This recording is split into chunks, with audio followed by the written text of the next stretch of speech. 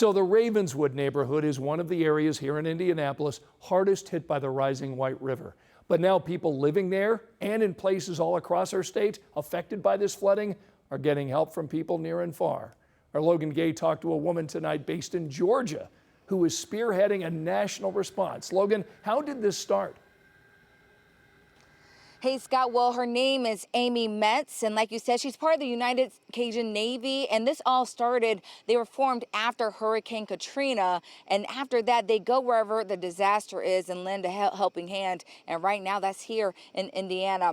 Right now, I'm standing outside of Glendale Christian Church, where inside there are people sleeping and getting ready for their evening who don't have a home to go to right now because of the flooding.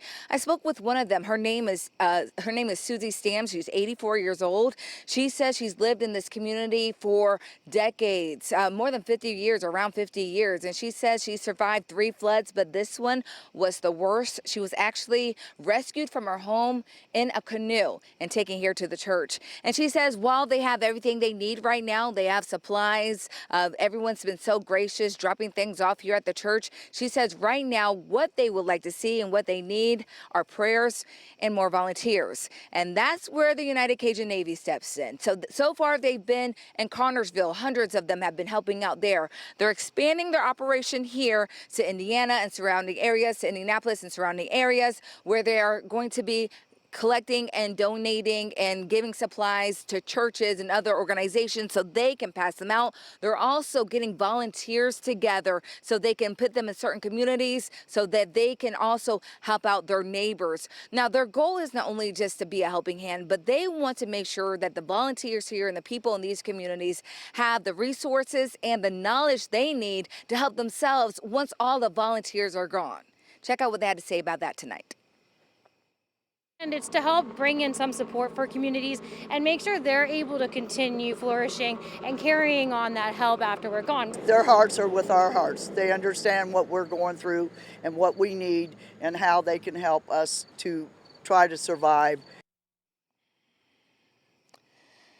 So if you live in the Ravenswood community and you believe your home is safe, the city says you can go into it as long as you make sure you are extremely careful. That way that you don't have to put other first responders in danger. So make sure if you are going to your home, again, make sure that you believe it's safe. Now, if you live in certain communities, such as east of Keystone Avenue between 78th and 80th Street, that still has standing water. So they say do not go over there. It is unsafe to enter.